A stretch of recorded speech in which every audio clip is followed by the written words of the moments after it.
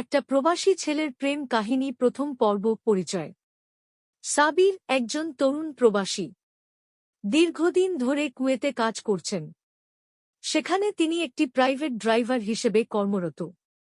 কর্মস্থলে ব্যস্ত সময় কাটলেও মনের গভীরে সবসময় ছিল একাকিত্ব। দেশে থাকা পরিবারের সবার কথা মনে পড়ে, বিশেষ করে নিজের গ্রাম আর ছোটবেলার বন্ধু-বান্ধবদের। তবে জীবন যুদ্ধে এগিয়ে যেতে হবে, তাই সমস্ত কষ্টকে উপেক্ষা করেই কাজ করে যাচ্ছেন। একদিন কাজে থেকে ফিরে ফেসবুকে কিছু পুরনো ছবির অ্যালবাম দেখছিলেন সাবির। হঠাৎই একটি ছবিতে চোখ আটকে গেল।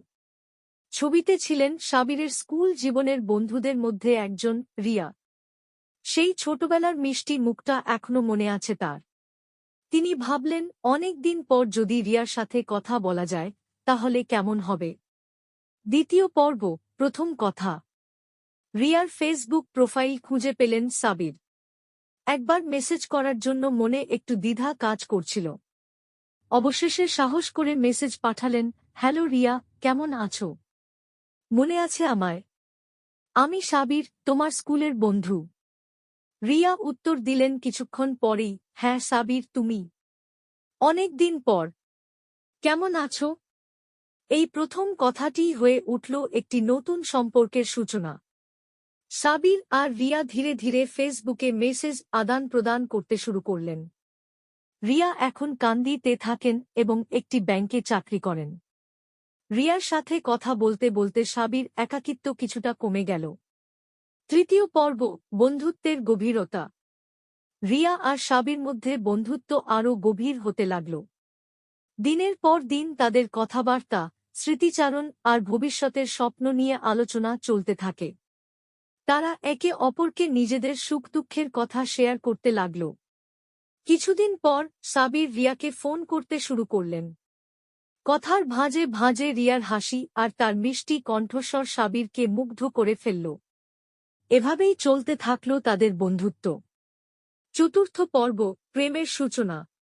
একদিন সাবির সাহস করে নীলাকে বললেন, রিয়া, তুমি জানো, তোমার সাথে কথা বলতে বলতে আমার দিনগুলো খুব সুন্দর কাটে।